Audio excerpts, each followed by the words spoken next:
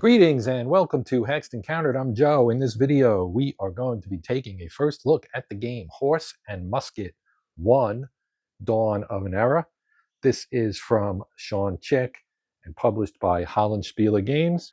And I picked this up during the Hollandaise sale, along with 2 and 3. This is a somewhat lengthy series that covers horse and musket warfare from its beginnings in the 17th century all the way through the late middle 19th century.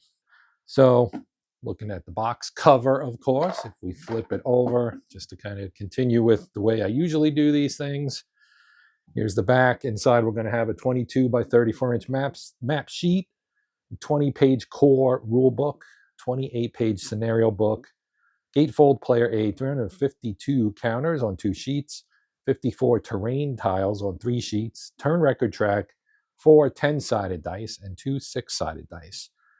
So yes, you can see it goes, starts in the era of Marlborough and Eugene, and it goes all the way through to the mind-numbing slaughter of the American Civil War. This obviously only covers part of that. You can see the era covered up here, 1683 through 1720, and then subsequent versions will move everything forward in time and culminate with the American Civil War. Comes with the battles listed here, Vienna being the first. I won't read them all off because you can see them on the box here, all the way through to Glen Shiel.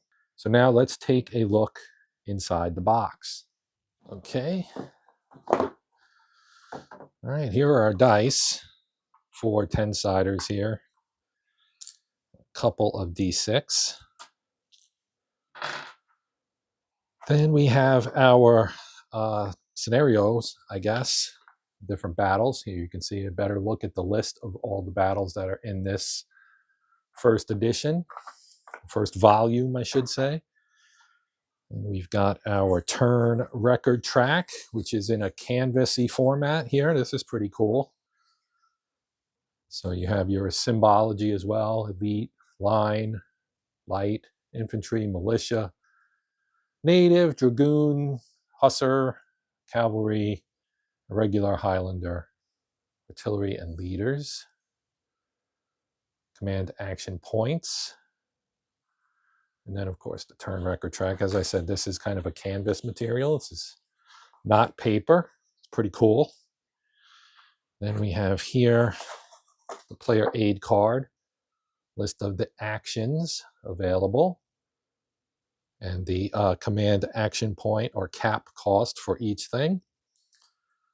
Inside, we have the scenario special rules,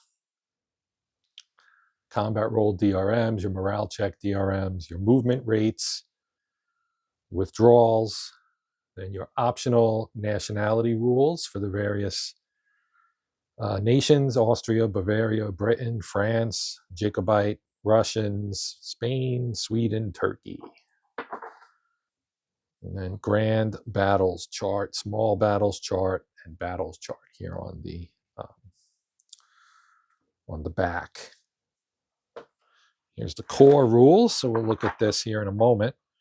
And then let's look at the core rules first before we get into looking at the tiles and the counters. Okay, so we'll start off right here.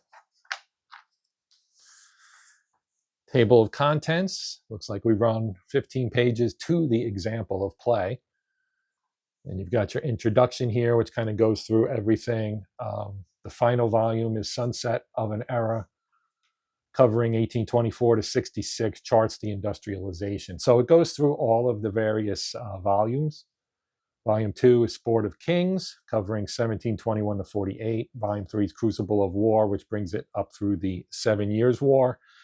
These are the 3 that I have. Then you have Volume 4, Tides of Revolution, the Revolutionary Era, 1768 to 96. Volume 5 is the Napoleonic Era, 1797, or Age of Napoleon, as it's called, 1797 to 1815. And then Volume 6 is the final one. There's also a prelude volume called Horse and Matchlock, which extends the system through most of the 17th century, encompassing the 30 Years' War and the English Civil War. And another, The Great Captains, covers the battles of the 16th century. I have not seen this one, The Great Captains. All right, overview. Each battle is fought in a series of game turns. That makes sense. Game uses two types of dice, 6 and 10-sided, as we have already seen. This is a sandbox game. The idea behind all these volumes is to provide a flexible, customizable toolkit or sandbox that players may use to recreate any battle, even hypothetical ones from the period. To accomplish this, the game abstracts many aspects of battle. Unit size, terrain, and geographic scale are all variable, so is time. Each turn is not a fixed duration, but rather is reflective of the time taken to cover a particular episode or set of actions during an engagement. The system therefore sacrifices some aspects of strict historical accuracy for a specific battle to provide a game that is adaptable and provides the right feel across battles for the entire period.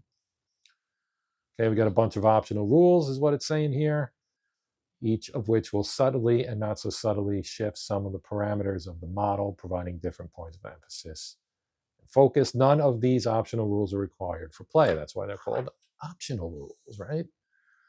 Here's how you get started. Because it's a sandbox and historical game, it's intended to trace the evolution of tactics, doctrine, and technologies across 4 centuries and several different cultures and military traditions. Because of this, not every scenario is balanced as a gameplay experience. Okay, some are lopsided blowouts, plain and simple, right? Anytime you play historical games that focus largely on historicity, you're going to have some that are, just like they were in history, blowouts essentially. So they rank the battles by in terms of approachability. So you've got your beginner ones. There are 1, 2, 3, 4, 5, 6 of those. The intermediates, there are 7 of those, and then the advanced, there are 7 of those as well, covering those 20 total. Map and terrain. Each battles played on a 9 by 13 inch grid of hexagons. You have hexes identified by a letter number combo ranging from A1 in the top left to M9 in the bottom right. Terrain tiles placed on the map at setup to represent the terrain features present on the battlefield. Any hex without a terrain tile is considered clear. Then you get terrain effects, of course, for movement, combat, stacking, etc. And the effects of terrain are indicated on the terrain effects chart as possible. So the stacking limit is the number of flags. Here's the morale bonus. Combat in, combat out. X stops movement. Black border blocks line of sight. Stacking limit, as I said, is 2. You've got a movement effect, line of sight, combat in. This is a DRM modifier applied to combat dice rolled by units that are fighting into or out of that hex, respectively. Morale bonuses, then your unit types, right? Victory points are up here. Got colors, morale points, and volume. So the unit is indicated by the icon and 2-letter identifier. Color is 2-letter code indicating the color of the counter to disambiguate similar colors. Volume indicates which game the counter belongs to. So these would all have 1 on them. Morale points, this is the unit's basic ability to withstand the rigors of combat, unless otherwise indicated. The unit's starting morale point value is the black number on the front side of the counter. Victory points, this is the number of victory points scored by your opponent when they cause this unit to be eliminated. Represented by laurels or half laurels. Unit classes, you have infantry, light footmen, horsemen, and cannons. So those are your different ones. There are, of course, types within here. You've got line and elite infantry, various light footmen ranging from things like Highlanders to natives. And we also have horsemen, which you would expect your cavalry types, right? And cannons, your artillery and your siege artillery. Then you also have leaders. Some of them are named. You can see Frederick II here. And they have ratings. 0 is incompetent. So that this guy right here, Charles Lorraine, he's incompetent apparently. Frederick II has a 4, on the other hand, which is genius. And 1 is competent, 2 is gifted, 3 is great, and 4, of course, is genius, as we just saw. Setup: each scenario has a diagram indicating position and types of terrain, tiles, and units for the battle. We won't get into all of the kind of nitty-gritty because I saved that for gameplay. Typically, you do have your stacking limits. As we saw, that's controlled by the number of flags. Here's our game turn sequence. 2 player turns, player A and B. Each player turn unfolds as follows. Player accrues command action points equal to the number indicated for the scenario, adding them to any stored from a previous turn. They then roll for 1 to 3 additional cap. The player spends cap 1 action at a time, performing allowable actions in any order. Both players check for victory. Before player A's turn, player B may attempt to seize the initiative. That's in Rule 9. These are the action tables, which we saw on the player aid card. So you have movement, ambush, rallying, move again, fire, baggage train, skirmish, charge, and close combat for the different types. So close combat with militia, which is infantry class, is 3 cap, whereas if you wanted to do close combat with your more irregular or your horsemen, you would get it would be 2, as would be charging and skirmishing, and you have the units over here. Rally, of course, is a leader action. That's a movement for the leader, and there's the second movement here. That is for other units, right? So we have the command action point explanation. Here's our movement rules: ambush reaction, skirmish action, the combat rules, so combat in general. Then you have terrain modifiers, of course, your morale checks, fire combat, ranges 1 for 1 hex distant or adjacent, 2, R2, R3, those are the ranges. Fire combat special cases, how close combat works with special cases. Charge combat here. Sequencing with retreat and withdraw. Then the leader stuff, you've got rallying, leaders in combat, army commanders, cap storage. Okay. Cap reduction, AC replacement, victory conditions, unit special rules, scenario special rules. Then we've got our optional rules, which are headed with red, it looks like. So you've got formations, lines and columns, facing. Some of these seem like they would be good to include, right? I guess it all depends on your comfort level with the rules. Nationality rules, other optional rules: combat at range 1, randomized at range 1, retreat in range 1. Random events, that's cool. Leader reroll, subordinate leadership, locked in combat, stacking for horsemen and infantry in the same hex, charge momentum, leader bonus, good days and bad days, command range, leaders in combat. Ammo and second order, you can use miniatures. So if you're a miniature gamer, you can apparently work this system with that. Here are our credits. Then you have an example of play here starting on page 15. And yeah, it kind of goes through everything. This might be a good thing for me to actually do, just to kind of show this system, how it works. So we may look into that. Real quick, let's just take a quick look here at our scenario so you can see what we were talking about previously. So here's our map showing our setup, and you can see the terrain tiles that would be put out. We've got some trees and so on. Then you've got this is Vienna, of course, right? The first battle in the game on September 12th, 1683. So you have the Ottomans and the Austrians with some of their allies, Bavaria, Poland, and Saxony. The Holy League, as they were known, versus the Ottoman Empire. So victory, Holy League, if they get 9 victory points in 18 turns or less. Ottomans, if they get 5 victory points or avoid a Holy League victory. list of special rules, and then you can see various units laid out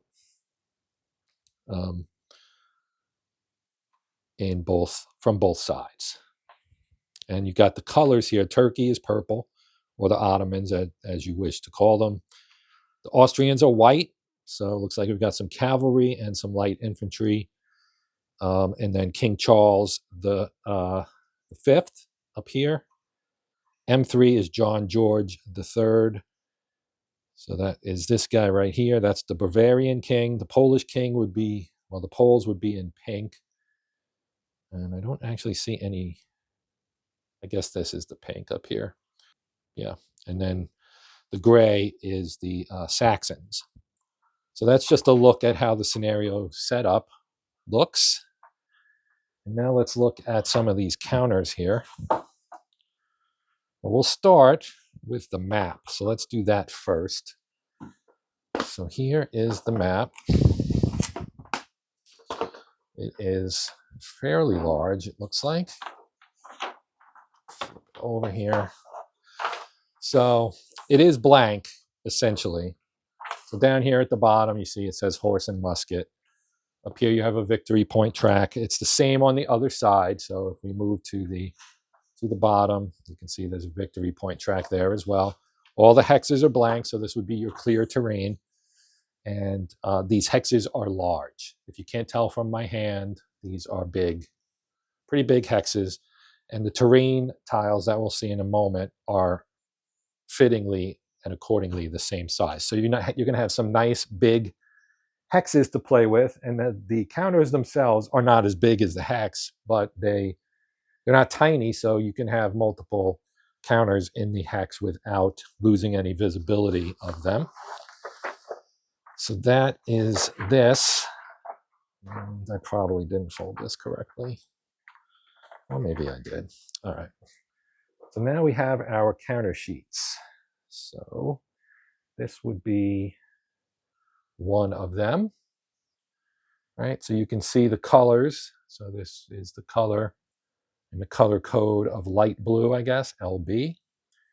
And the various types, right? So you have artillery and you have cavalry, dragoons, and all kinds of stuff. Skirmishers, light infantry, etc. Victory points here. We've got red with the same kind of thing. So the counters are somewhat generic because of the variability of the nationalities and so on. So here are the pinks, I guess, purples, whites, and yellows. They are double-sided in most cases. And you can see the victory points for them. This one has 4 laurels. And so on. Here are some named leaders. We've got Eugene and Augustus II right there. Game turn marker, cap markers, victory points, etc. in various colors. So that's pretty nice. And this, I believe, is printed by Blue Panther. So it's kind of that standard Blue Panther kind of production, I think. This is actually sheet 1 of 2. So that was sheet 2. This is sheet 1. So here we have some gray, some green, some more leaders you can see here. And we have the orangey ones, more leaders. So you have lots of leaders.